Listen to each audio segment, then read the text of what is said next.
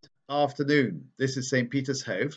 I'm Father Alexander, and we are starting on the Book of Proverbs, having spent a very long time on the Book of Psalms. And I think because the Proverbs is a very long book, we might be spending quite a bit of time on this. This is our 203rd step in our walking tour through the Bible.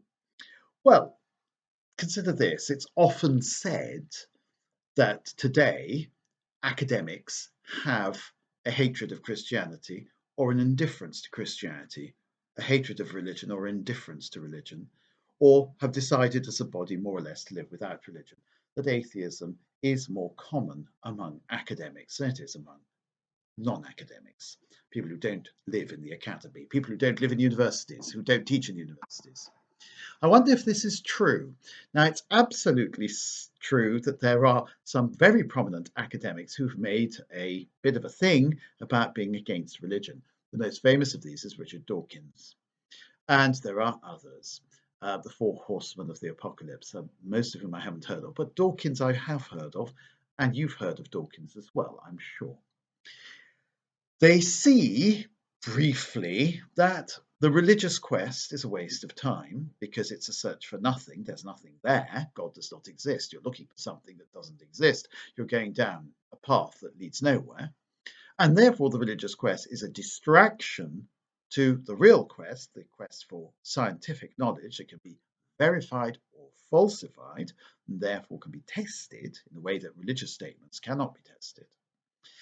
And also, they say, and therefore religion is at war with science, because if you spend your time on religion, you could be spending that time more profitably on science, or religion denies the findings of science. Now, this point of view is simplistic, so simplistic as to be risible, indeed absurd. Religion does not contradict science at all. Religion and science are dealing with different fields. Therefore, there's no overlap where they contradict. So, for example, if I believe in God, that doesn't really impact on my appreciation or lack of appreciation of the law of gravity. Okay, I mean, the law of gravity is going to happen whichever way. Religion has nothing really to say about the law of gravity. Or does it? Well, it does, because God made the universe, God who is the supreme reason. And God, when he made the universe logical, coherent, and susceptible to human understanding. Therefore, when human beings look at the world and deduce something called the law of gravity, they are engaged in a God-given task, because God wanted us to understand the world. So not only do science and religion not contradict, science and religion in fact reinforce each other. It's more than not in contradiction, it's actually mutual, there is a word I'm looking for, mutual reinforcement. Now, if we go to the Book of Proverbs, and we're looking at the first chapter here, I'm using the Jerusalem Bible version, which is euphonious and slightly soporific in its poetry, but there you go. It's very clear that the writer of the Book of Proverbs, or the editor of the Book of Proverbs, sees the search for God and the search for knowledge or wisdom as the same thing, and goes so far as to say, if you are an irreligious person who's not searching for God, you won't be searching for knowledge either. And indeed, the search for knowledge starts with the search for God. In fact, he says, chapter 1, verse 7, the fear of the Lord is the beginning of wisdom. Fools spurn wisdom and discipline. The fear of Yahweh is the beginning of knowledge in this version, but I think it's an older version. The fear of the Lord is the beginning of wisdom. In other words, our intellectual, academic ascents, our researches in knowledge, begin the moment we begin to believe in God. Now, that is an astonishing statement, and that would make Professor Dawkins laugh his head off, I'm sure. The moment you become a religious person, you want to understand the world, and by becoming a religious person, you begin to understand the world. Without being a religious person, you can't understand the world. Fools spurn wisdom and discipline. Now, what exactly does this mean? When you became a religious person, when was that? Well, maybe you were always a religious person. I can remember becoming a religious person. I really can. I was very, very, very young, and I would sit there, and the adults around me would all be chatting away, and I'd be left with my own thoughts. And I would think the following: why am I here? Why am I me and not somebody else? How is it that I'm me? Where did this meanness come from? In other words, the mystery of my being. And I realized that, God somehow or another had created me. And therefore, that was why I was there. In other words, things began to make sense the moment and I began to believe in God at the same moment. If I say the word is, and I do know people who've lost the faith, who had faith and lost it, and have said, very sadly, nothing makes sense. There is nothing after death.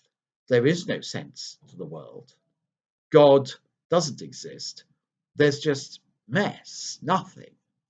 Whereas, of course, as a religious believer, I believe everything makes sense. So the fear of the Lord, which actually is just another phrase for saying religion, the religious spirit, is the beginning of wisdom. And also, it means something else on a different level. The fear of the Lord means actually living a religious life. I don't mean by becoming a monk or a nun, but living a life full of faith. You believe in God, and therefore you have a disciplined, orderly life, and therefore you can seek knowledge.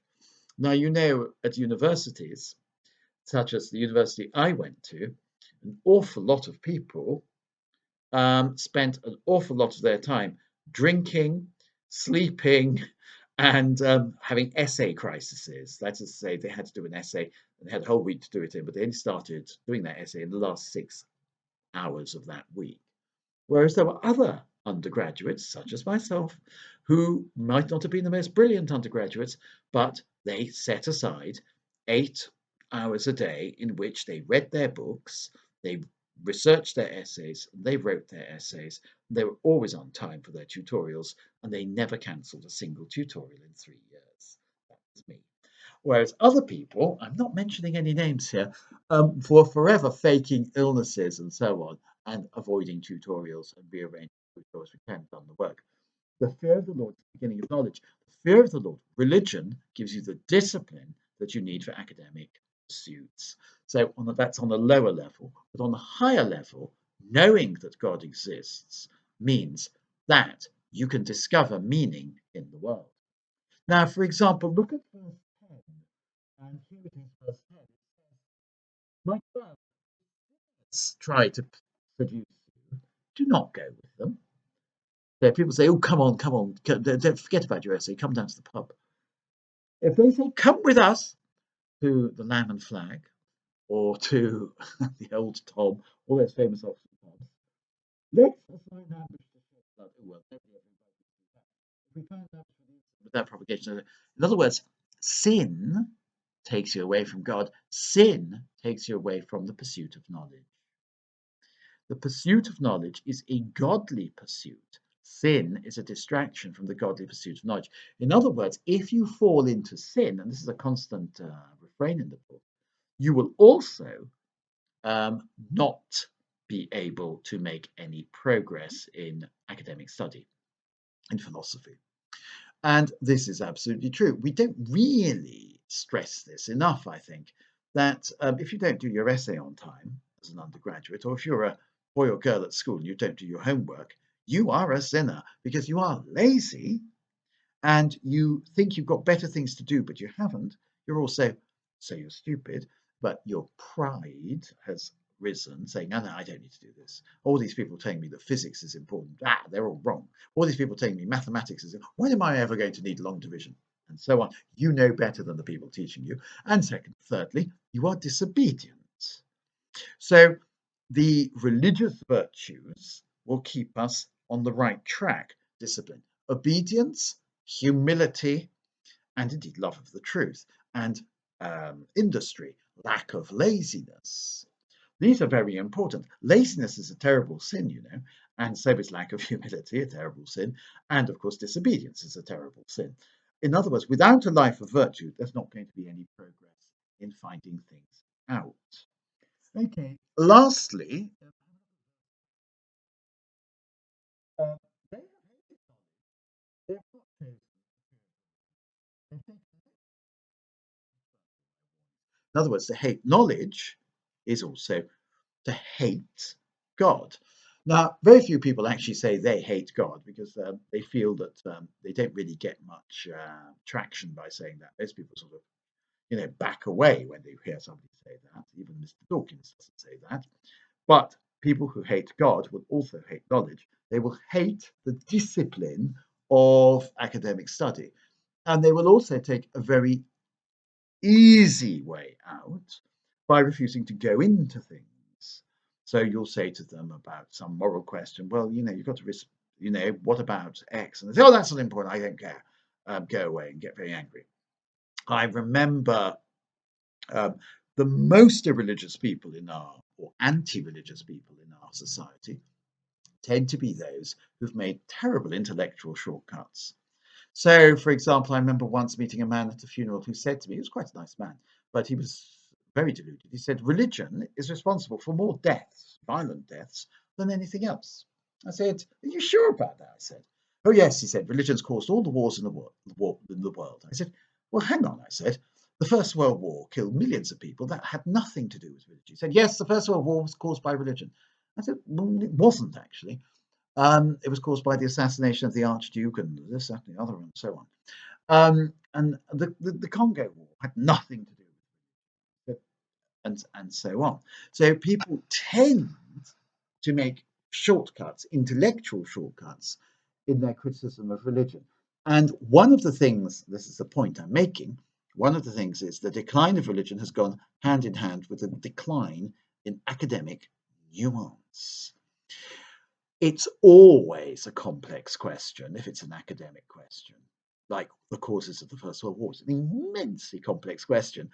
But even a cursory look at the causes of the First World War will convince any fair-minded person that religion had nothing to do with it, even if it started in Sarajevo, a place full of Muslims, Jews, and Christians. Again, any sort of understanding of what goes on in Africa will tell you that the war in the Congo had nothing to do with religion. But when we reject God, we also tend to throw out the idea things are complicated. And when we just sort of religion is bad, again, that's a meaningless thing to say because there is no such thing as religion in the singular. There are religions. Are you actually going to say all religions are bad? You know, so the Baha'i and oh, I don't know, the Wahhabi fall into the. Oh, they're all the same. Meh. Oh, they're all the same. That's one of the stupidest comments ever made. Nothing is the same. Everything is different. Everything is a many splendid thing. Existence has many facets. So here we go. Enormous questions open up, and we only got into the first chapter of the Book of Proverbs. How long are we going to go on for? See you again, I hope. Bye-bye.